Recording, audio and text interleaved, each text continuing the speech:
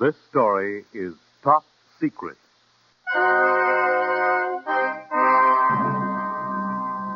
Top Secret. Exciting stories of intrigue and espionage brought to you transcribed by NBC. And starring Ilona Massey as the Baroness Karen Gazer. A woman who fought without protection, without recognition, and without fear for the forces of freedom. Tonight, as Assignment 10, the case of the tattooed pigeon.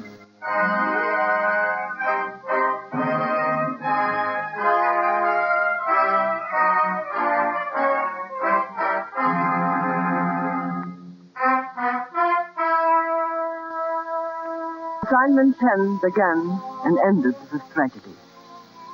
I had been assigned by Central Intelligence to trace leaks of important top-secret information from the Department of Internal Security in London to German intelligence in Berlin. A dozen other operators were working on the case with me, but in spite of tremendous effort, we had uncovered nothing. And then one Tuesday, I got an invitation. An invitation from Sir Roger Fenfield, Chief of Britain's Department of Internal Security.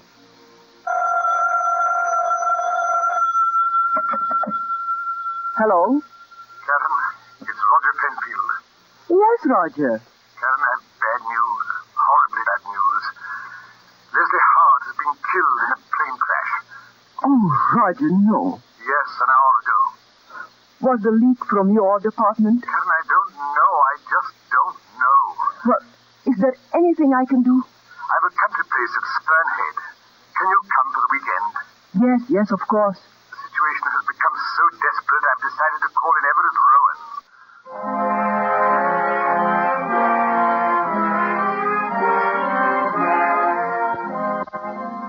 Everett Rowan. For months, I had heard of this fabulous American. Ostensibly, he worked for a New York firm in London. Few people knew that he was one of Washington's most trusted agents, one of America's top spies. The train for Spurnhead left London at noon on Friday. Everett Rowan and I got a first-class compartment to ourselves. Sabotage at Croydon, the affair at Birmingham, the blueprints of the Spitfire, the sinking of the Athenia, and now Leslie Howard's death. 8 vital leaks in the last 4 months. All from Sir Roger Fenfield's department? Yes. But many people knew that Mr. Howard was making this trip. Only the pilot and Roger Fenfield knew the route the plane was to take. I see. Tell me, what goes on at Spurnhead? It's Roger's country home. The very inside heart of the department has been moved up there. Much of a staff? An aide named Captain MacLeod, and a secretary, Miss Ames. And a cook named Molly. How do you know?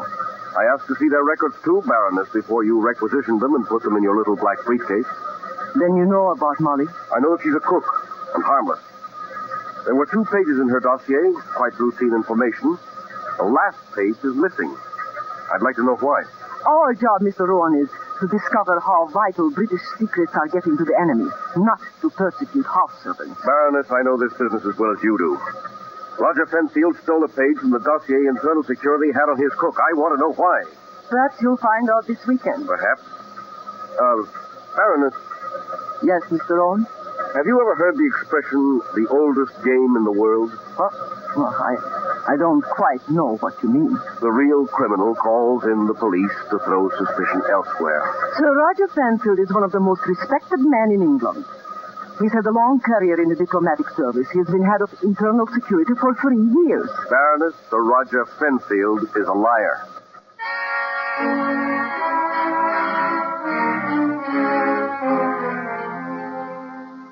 Everett Rowan frightened me. We did not have to get involved with a cook, get into a witch hunt filled with ugly insinuations. For most of the afternoon, we sat in the train without speaking. It began to get dark, and there were rain clouds in the east. We got off at Hull and took a taxi through the gloomy October countryside. Soon we were skirting the shore of the angry-looking North Sea. The house was located at Skernhead, a tiny finger of land with the North Sea on the east and the Humber River to the west. The taxi let us off at the gate, and we stood there in the twilight. Everett Rowan, and I, looking at the huge stone house, bleak, gray, isolated. Be interesting if that house could talk, wouldn't it? Very. Will Fenfield? I'm going to ask him. When? After dinner. I want to question each one of them. MacLeod, Miss Ames, and Molly. And Fenfield, especially Fenfield. Well, Mr. Owen, Yes? I think you are a very honest man. Thank you. Along with being honest, will you try to be kind? What would you suggest? After dinner, before we start to question the others, let me have a few moments in his office with Roger.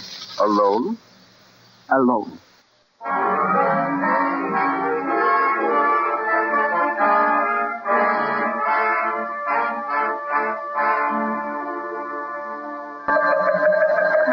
Karen, I spend 12 hours a day in this office. Can't we have coffee with the others? There are 4 people in this house, Roger. Philip MacLeod, Jennifer Ames, Molly, and you. Routine security checks were made on all of them. I brought the files with me. Molly's records were borrowed by your office on July 16th and returned July 17th. Why is the last page of her dossier missing? Because I stole it. You what? Stole it. Are you surprised? I have instant access to the files on any person in England. Can you tell me why you took it? Yes, I can. I have it here in my wallet. Here. You can read it if you like. Thank you. Molly has worked in this house for 32 years. I'm determined to protect her. Now you want to question Captain MacLeod and Jenny. If it's convenient. Where? In the drawing room? Is that where Rowan is? Yes. You go on up. I'll send Captain MacLeod up in a moment. They can come together. Send them both up.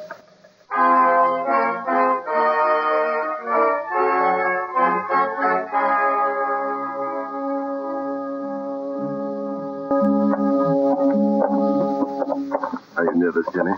Yes. Well, don't be. I can't help it. Jenny, for heaven's sake, don't panic. They'll get into that harbor tonight, and this will be the last time we sleep in this house. Now, hang on to yourself. They can ask questions until they're blue in the face. They can't know. They can't.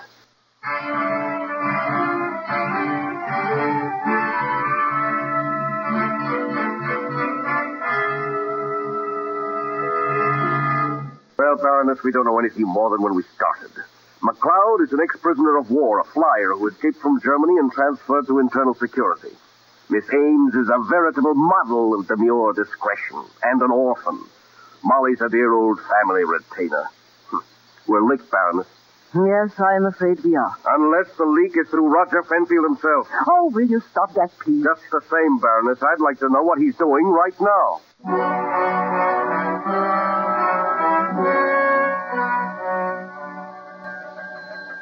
Make 5 copies of that, Jenny. Yes, sir. Type them up and mail them. Then you can quit for the night. Yes, sir. And don't look so depressed, Jenny. We'll beat this thing yet. I hope so. You've seen a ghost or something? Philip, I'm frightened. I'm so frightened I can hardly stand it. For heaven's sake, Jenny, control yourself. He wrote a memo. He said he'd come to the conclusion that the leak must be someone very close to him. They've 1,200 employees in London. The leak could be anywhere. Now relax. Then what are they doing here, the Baroness and Rowan? They're clever, Philip. Too clever. They're within an inch of stumbling on the whole thing. Look, Jenny, if they sink that ship tonight, our job's finished. We'll pack up and be out of here in 5 hours. Maybe less. What about one cart? I've written the message in duplicate. 1 for each pigeon. They're in the capsule. The moment I hear, I'll release both birds. I get it. Hello? Who's calling, please? Oh, yes, sir. Just a moment. Mr. Churchill is on 081, sir. Churchill? Do you hear them? Yes. Keep your hand over the mouthpiece. For heaven's sake, will you shut up? Yes. They got through. They sank it. When? An hour ago. Then we'll leave here tonight. The moment you get a chance, release those 2 pigeons. Here it comes. Captain MacLeod, I'm leaving for London at once. Telephone the airfield to have my plane ready in half an hour. Is something wrong, sir? A German submarine torpedoed the Royal Oak at anchor in Scapa Flow.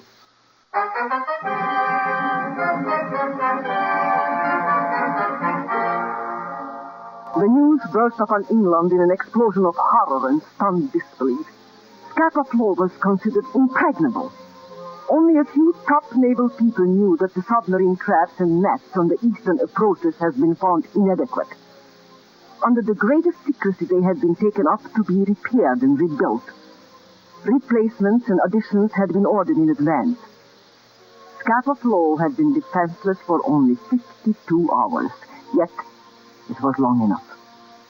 Out of 1,200 in the crew of the battleship Royal Oak, only 400 had been saved.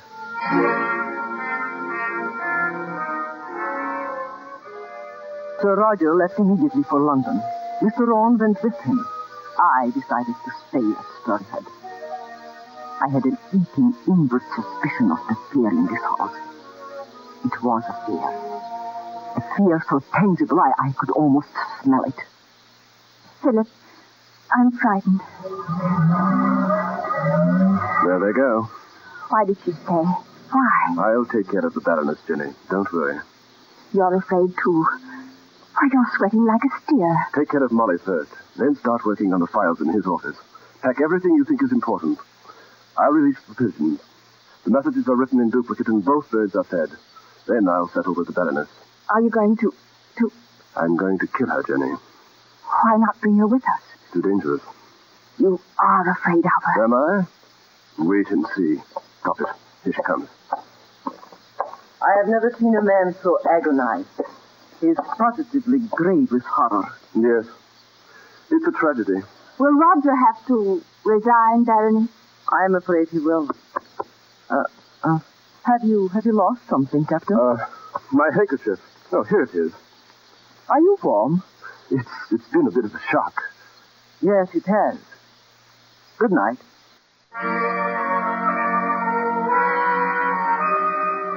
As I was going up to my bedroom, something white pushed itself into my mind. A handkerchief. He had wiped his forehead with a white handkerchief, and when he did, my heart began to pound. I walked past my bedroom down the hall. This was a clue. It had to be. There had to be a reason why a man in Captain McClaw's position carried loose grains of wheat in his pocket. I had seen them fall to the carpet downstairs when he pulled out his handkerchief. His door was unlocked. Nobody saw me go in. I searched it thoroughly, and underneath his bed I found them. 2 of them. Carrier pigeons in regulation, armed with light coops. The first bird hardly moved as I touched it. It was stuffed with food with wheat.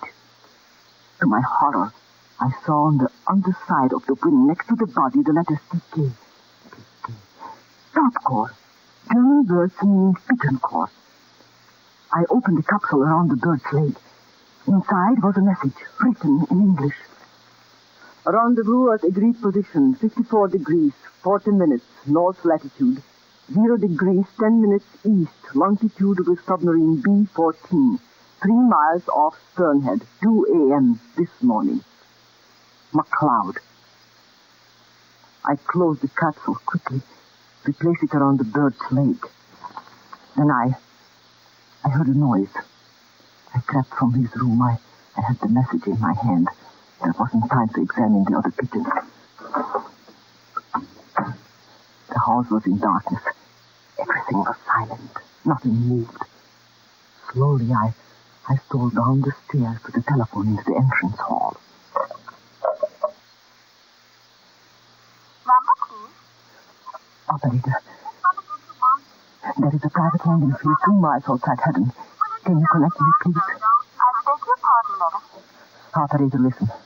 This is a terribly urgent call. I'm speaking from Sir Roger Fenfield's hall at Sternhead. Yes, madam. And what number do you want? Sir Roger has a private landing field 2 miles outside Haddon. There is a telephone there. How would the landing field be listed, madam? I don't know how it would be listed. Just a moment, madam. Operator. Operator. I'm sorry, madam. For security reasons, we're not allowed to give out that number. Operator, you don't understand. In a few moments, Sir Roger Fenfield is taking a plane from that field for London. He's got to be stopped. I've got to speak to him. I'm sorry, madam. Our orders are that for security reasons, that number is not to be given out under any circumstances. Operator, there's someone coming. I'm in danger. Don't you understand? Sir Roger must not catch that plane.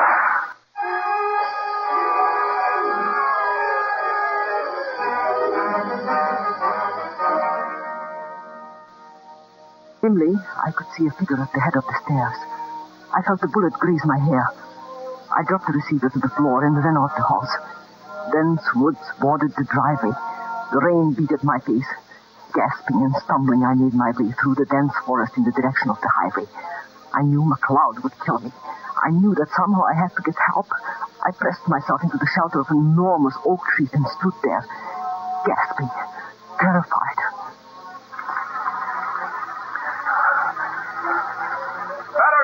I know you're in there, Baroness.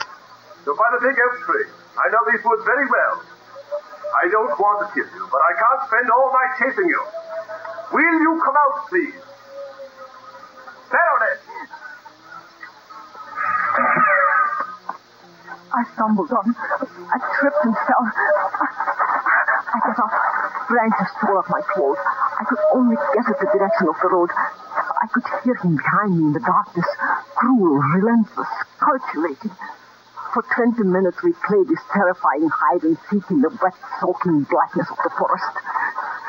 Then almost in the front of me, I saw headlights crawling through the fog.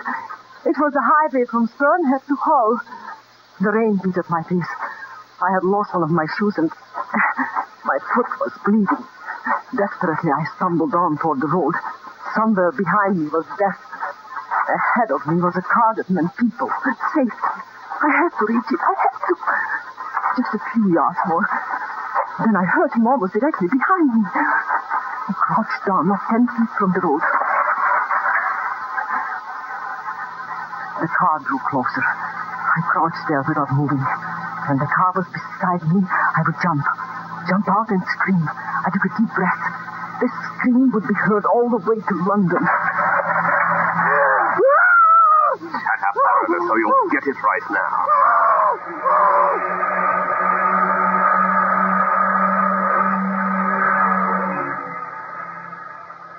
Now, I'll take you home the easy way.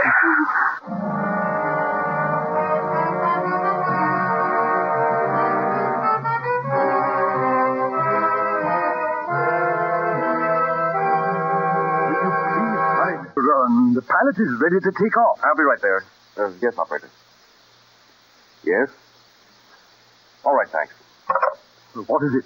The operator says a woman with a Hungarian accent asked for this number.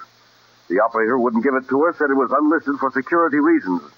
Then she said she heard a shot over the phone. A shot? That's what she said. Supposing I call the house and make sure everything's all right. Well, give me the phone. I'll call myself. All right. Number, please. Spurnhead 4081, please. 1 moment.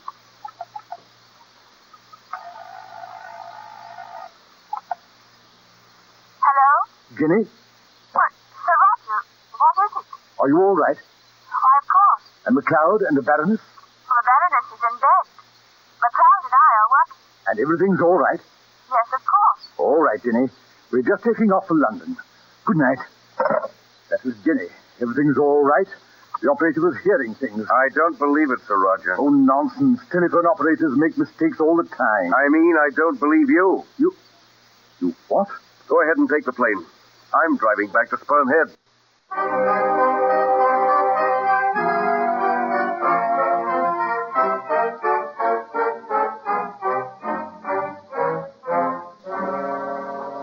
Baroness, if I have to hit you again, I'll break your jaw. I'm telling you to keep quiet. You'll never get away with it. Never. Baroness, we have gotten away with it. So death needs to stay forever. Jenny, smash that teletype machine. Right. In 2 hours, we'll be on a submarine for Germany, Baroness. And you're coming with us.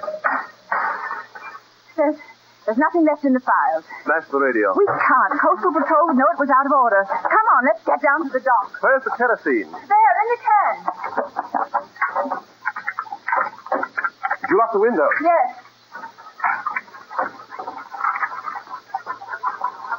You've locked it. No, we don't want the whole house to burn, just his papers.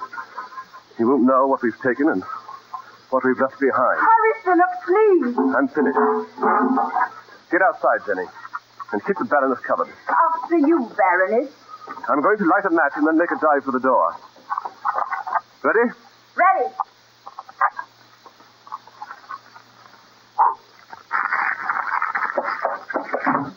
That does it.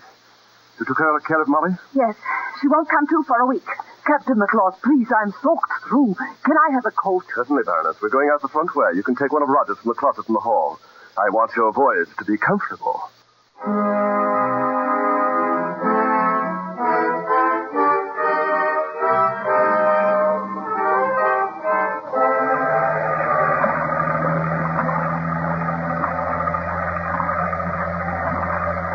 In position now. Shut it off. Right.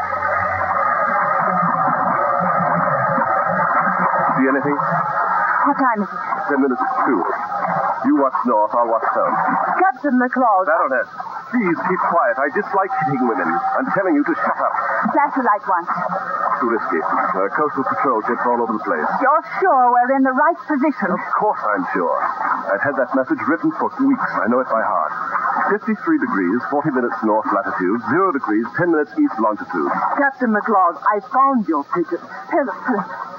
I took the message out of the capsule. I left it lying on the floor inside the door of Roger Cranfield's house. Did you really? Your submarine will not be here. Tell her, Jenny. There were 2 pigeons, Baroness. I know that. There were 2 messages, both the same, one for each bird. Two messages. The pigeons would be in Hull in 20 minutes, when Karsh would radio at once. So if the sub is 30 miles out, it should be here by 2 o'clock. Don't try to fool Germans, Baroness.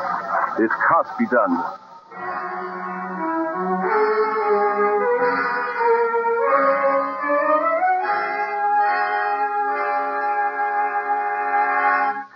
Coastal Baker calling it or Charlie. Coastal Baker calling it or Charlie. Did you receive me over?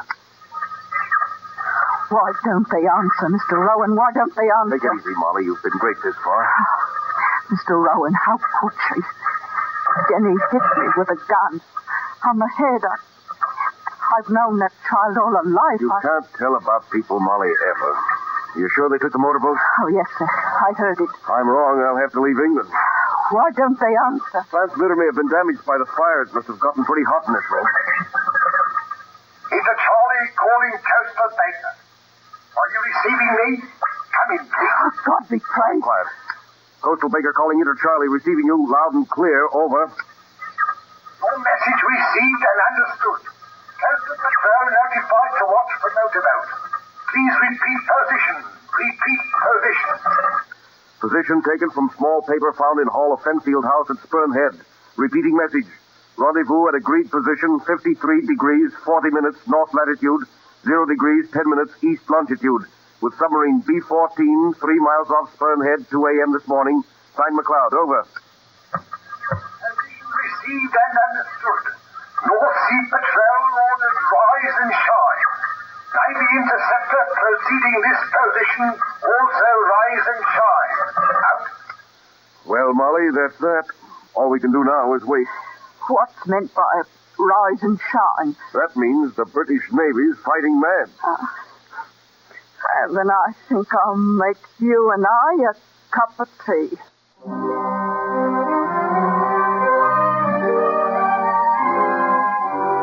For 2 hours we drifted 3 miles off Spurn Head.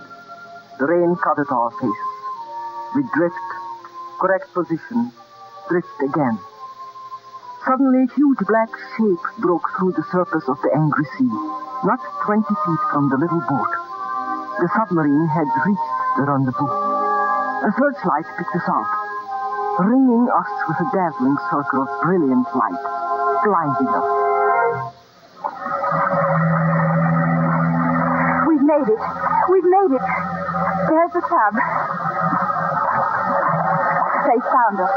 Ahoy, B-14! Why don't they answer? I can't see anything. The light is blinding. Ahoy! B14! They're opening the conning tower. Ahoy, B14!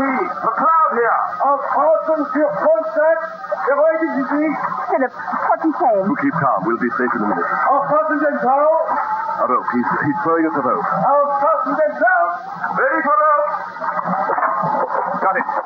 He's still Baroness. We want you alive. Oh, no, you don't. Let me go. I'll drown before I get on that German submarine. Give me a hand, B14. Beruhigen Sie sich, Captain McLeod. His Majesty's Submarine R-27 has a 50mm cannon trained right smack on your boat. Please don't make us use it. We've just cleaned the gun.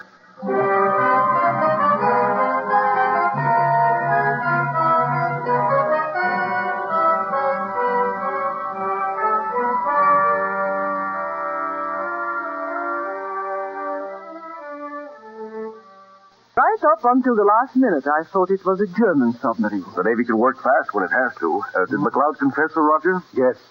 And the real Captain McLeod is still in a concentration camp in Germany. Or dead, we don't know. This imposter took his papers, his credentials, identification, everything. For over a year, a German speaking perfect English has been working for internal security. The real McLeod grew up in India. Nobody in England knew him. That's how the impersonation was possible. Now, how about the girl? When she realized the submarine was British, she jumped into the water. She drowned almost immediately. Baroness, it was mighty smart of you to drop that message right at the door. I wonder if the other Pigeon got through. It did.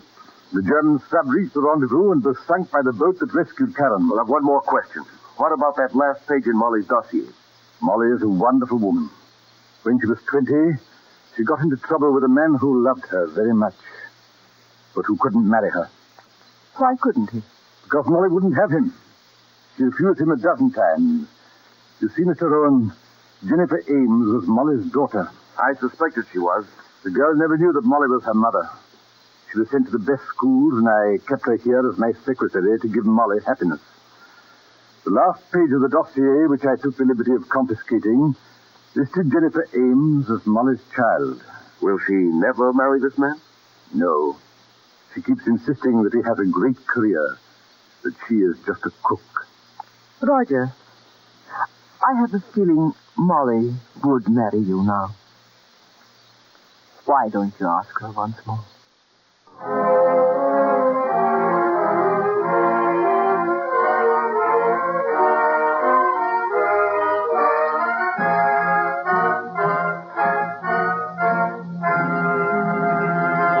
You have just heard Ilona Massey as the Baroness Karen Gazer in another transcribed story of intrigue and espionage brought to you by NBC.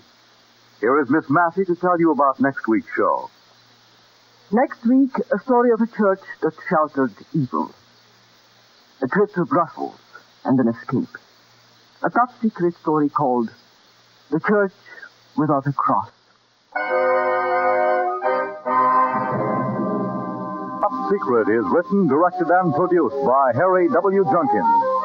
Heard in support of Miss Massey tonight were Louis Van Rooten, Alfred Shirley, David McKay, Brooke Byron, and Bryna Rayburn. The music was composed and conducted by Dr. Roy Shields. This is Fred Collins speaking.